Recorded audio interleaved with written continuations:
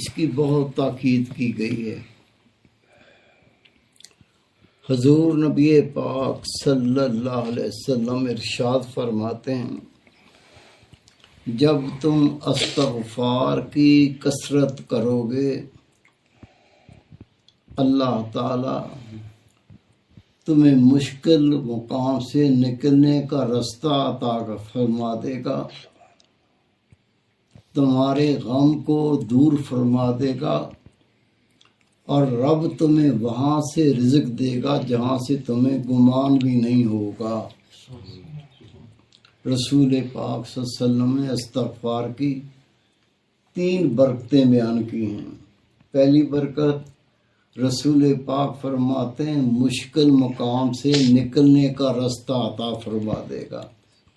دوسرا فرمایا اللہ تعالیٰ تمہارے غم دور فرما دے گا، اور تیسرا فرمایا اللہ تمہیں وہاں سے رزق دے گا جہاں سے تمہیں گمان بھی نہیں ہوگا۔ استغفار کے بارے میں اس قدر تاکید آئی ہے۔ کچھ کام ایسے ہیں جو شرطیہ ہیں، اگر بندہ یہ کرے گا تو اللہ اس کے ساتھ پھر یہ کرے گا۔ اللہ کا پاک کلام ہے فَاذْكُرُونِي أَذْكُرْكُمْ، بندے تو میرا ذکر کر میں تیرا ذکر کروں گا، تو مجھے یاد کر میں تجھے یاد کروں گا۔ دوسرے مقام پر اللہ تعالیٰ نے فرمایا وَاشْكُرُوا لِي وَلِوَالِدَيْكَ، میرا بھی شکر کر اپنے والدین کا بھی شکر کر۔ یہ جملہ بھی شرطیہ ہے۔ اگر کوئی اللہ کا مومن بندہ اللہ کا شکر ادا کرتا ہے، والدین کا شکر ادا نہیں کرتا، اس کا اللہ کا شکر کرنا بھی قبول نہیں ہوگا۔ اسی طرح سے کوئی والدین کا شکر ادا کرتا ہے، رب کا شکر ادا نہیں کرتا، یہ شکر بھی قبول نہیں ہوگا۔ یہ بھی شرط ہے، کنڈیشن ہے یہ۔ اگر تم یہ کرو گے تو پھر یہ ہوگا، جس طرح سے پہلے میں نے عرض کی فَاذْكُرُونِي أَذْكُرْكُمْ، پس بندے تو رب کا ذکر کرے گا، رب تجھے یاد کرے گا۔ اسی طرح سے جو اللہ کا شکر ادا کرنا ہے تو ساتھ والدین کا شکر بھی ادا کرنا ہے، یہ بھی کنڈیشنل ہے، شرطیہ جملہ ہے۔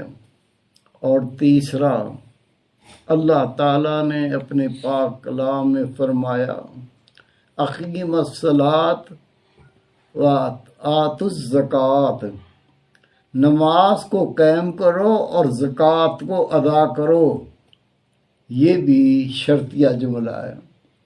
جو بندہ نماز پڑھتا زکوٰۃ نہیں دیتا، زکوٰۃ اس پہ فرض بنتی ہے، اس کی نماز قبول نہیں ہوتی۔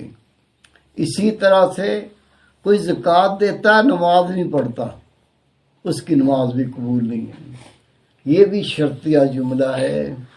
اسی طرح سے استغفار کے بارے میں صحیح بخاری کی حدیث پاک ہے، رسول پاک صلی اللہ علیہ وسلم فرماتے ہیں اگر تم استغفار نہیں کرو گے اللہ تمہارے گناہ کیوں معاف کرے گا۔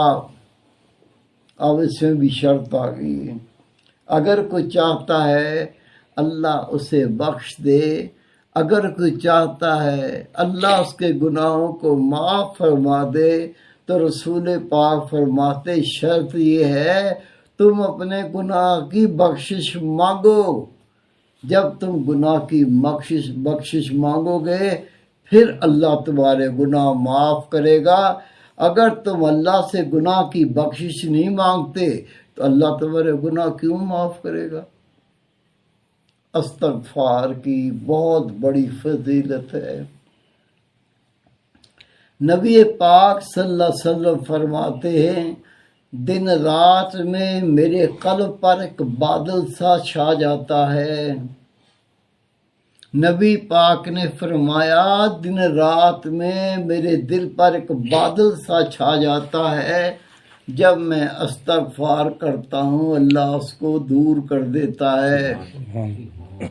لوگ نبی پاک کے استغفار کو اس طرح بیان کرتے ہیں کہ اگر نبی پاک نے گناہ نہیں کیے تو وہ استغفار کیوں کرتے ہیں؟ نعوذ باللہ، خدا کے رسول کے بارے میں کہتے ہیں نبی گناہ کرتا تھا۔ سارے نبی معصوم ہیں، کسی خدا کے نبی نے گناہ نہیں کیا۔ نبی پاک تو نبیوں کے سردار اور امام ہیں، وہ گناہ کریں گے؟ اور یہ اسی بات سے رد ہو جاتا ہے، نبی جو کام کرے امت کے لیے وہ کام کار ثواب ہے، نبی کی اتباع کرنا واجب ہے۔ اس کا مطلب یہ ہوا کہ نبی گناہ کرے تو امت بھی پھر گناہ کرے کہ اس کو تو نبی کا حکم ماننا ہے یا نبی کی سنت پہ عمل کرنا ہے۔ یہ اس بات کا ثبوت ہے سارے خدا کے نبی معصوم اور پاک ہوتے ہیں، نبی گناہ نہیں کرتا۔ پھر استغفار کا کیا مطلب ہے؟ نبی پاک نے اس کی وضاحت فرما دی، دن رات میں میرے دل پر ایک بادل سا چھا جاتا ہے، جب میں استغفار کرتا ہوں اللہ تعالیٰ وہ دور کر دیتا ہے۔ وہ بادل کیا ہے اس کو سمجھیں۔ اللہ کے نبی ہر وقت اللہ سے تعلق میں ہوتے ہیں۔ خدا کا نبی کسی گھڑی اللہ کی ذات سے غافل نہیں ہوتا، لیکن کیونکہ انبیاء کرام بھی دنیا میں رہتے ہیں، اللہ کے بندے سے تعلق ہوتا ہے، گھر والوں سے تعلق ہوتا ہے، بال بچوں سے تعلق ہوتا ہے۔ وہ گھڑیاں جو اپنے گھر والوں سے، دنیا والوں سے اس کا رابطہ ہوتا ہے، ان گھڑیوں کی وجہ سے جو اللہ کے تعلق میں تھوڑی کمی آتی ہے، اس کو نبی پاک فرماتے ہیں دن رات میں میرے قلب پر کہ بادل سا چھا جاتا ہے، جب میں استغفار پڑھتا ہوں اللہ وہ دور کر دیتا ہے۔ استغفار کی بڑی فضیلت ہے۔ نبی پاک کا فرمان ہے، جس کی معاشی تنگی دور نہ ہوتی ہو، جس کے رزق کے اندر فراوانی نہ ہوتی ہو، وہ استغفار کی کثرت کرے، اللہ اس کے بدلے اس کے رزق میں اضافہ فرما دیتا ہے۔ حضرت امام حسن بصری رحمۃ اللہ علیہ، آپ کے پاس ایک شخص آیا، کہتا ہے حضرت اولاد نہیں ہے، لوگ تانے دیتے ہیں، بیوی روتی رہتی ہے، جب دیکھو پریشان بیٹھی ہے۔ آپ نے فرمایا اسے کہو استغفار پڑھے، اللہ اس کو اولاد دے دے گا۔ وہ اٹھ کے گیا، دوسرا شخص آ گیا، کہتا ہے حضرت پریشانی کہ کیا پریشانی؟ حضرت ہمارے علاقے میں قحط پھیل گیا ہے، کئی سال ہو گئے بارش نہیں ہوئی، پہلے تو جانور مرے، پانی نہیں ملتا تھا، اب تو انسانوں کی موتیں آنے لگی ہیں۔ کہا جاؤ لوگوں سے کہو استغفار پڑھیں، اللہ تعالیٰ استغفار کے صدقے قحط سالی دور کر دے گا۔ ایک تیسرا شخص آ گیا، حضرت معاشی تنگی دور نہیں ہوتی، آپ نے فرمایا استغفار کی کثرت کرو، اللہ تمہارے رزق میں برکت دے دے گا۔ ایک شخص مجلس میں بیٹھا تھا، کہتا ہے حضرت تینوں مسئلے مختلف تھے، آپ نے تینوں مرض مختلف تھے، دوائی ایک ہی دے دی۔ آپ نے فرمایا اولاد اللہ کی بہت بڑی نعمت ہے، ماں باپ مر جائیں اور نیک اولاد چھوڑ جائیں اس کو اس کی بھی نیکیاں ملتی رہتی ہیں۔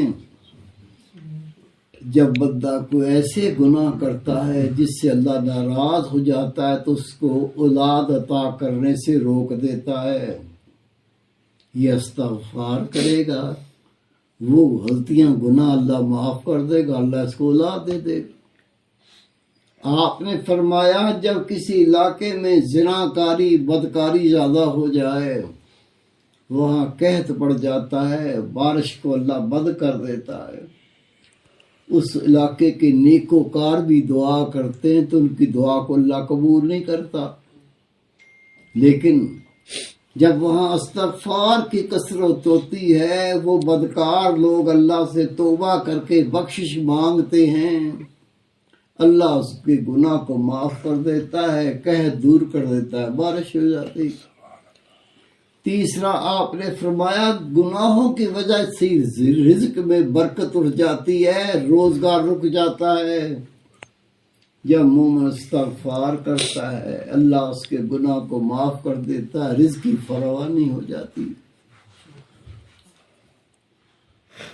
میرے مرشد میرے شیخ بھی اس کی تاکید کیا کرتے تھے، اپنے اعمال پہ نظر رکھو، اپنے اعمال کو دیکھو، اور وہ عمل جو اللہ کی نافرمانی کے ہیں، گناہ کے ہوتے ہیں، ان کو یاد کر کے استغفار پڑھا کرو۔ اور عاجز آپ کے ذہن میں ہوگا، ہر خطاب کے آخر میں یہ عرض کرتا ہے کلمہ طیبہ، اس کی 2-4 تسبیح، درود شریف کی 2-4 تسبیح، اور جب رات کو سونے کا وقت آئے، سارے دن میں جو کمیاں کوتاہیاں ہو گئی، جو خطائیں ہو گئیں، جو گناہ ہو گئے، ان کی یاد کر کے استغفار پڑھنا شروع کر دیا کرو، اور استغفار پڑھتے پڑھتے سو جایا کرو۔ رسول پاک کا فرمان ہے، جب تم صبح اٹھو گے، ایسے اٹھو گے تمہارے ذمے کوئی گناہ نہیں ہوگا، اللہ تعالیٰ سارے گناہوں کو معاف کر چکا ہوگا۔ سبحان اللہ ہمیں بھی استغفار پڑھنے کی کوئی توفیق عطا فرمائے۔ پڑھتے پڑھتے اپنی خطاؤں پہ نظر ضرور ہو، اور ارادہ یہ ہو کہ یا اللہ جو گناہ ہوئے میں اس کی بخشش مانگتا ہوں، اور تجھ سے اس کی بھی توفیق مانگتا ہوں کہ میرے اعمال میں تیری نافرمانیاں نہ آئیں، میں تیری اطاعت میں زندگی گزاروں۔ اور یہ بندہ انشاءاللہ تعالی استغفار کی کثرت اور اپنا محاسبہ کرتے کرتے اس کی اصلاح ہوتی جاتی ہے، خطائیں کم ہوتی جاتی ہیں، نیکیاں بڑھتی چلی جاتی ہیں۔ پھر ایک وقت اللہ ایسا لے آتا ہے کہ خطاؤں سے منہ پھیر کے وہ اللہ کی کامل اتباع کرنے والا بن جاتا ہے۔ اللہم صلی علی سیدنا مولانا محمد وعلی آل سیدنا مولانا محمد وبارک وسلم علیہ۔ ربنا آتنا فی الدنیا حسنۃ وفی الآخرۃ حسنۃ وقنا عذاب النار وقنا عذاب القبر وقنا عذاب الحشر وقنا عذاب المیزان۔ صلی اللہ تعالی علی خیر خلقہ محمد وآلہ وصحبہ اجمعین برحمتہ۔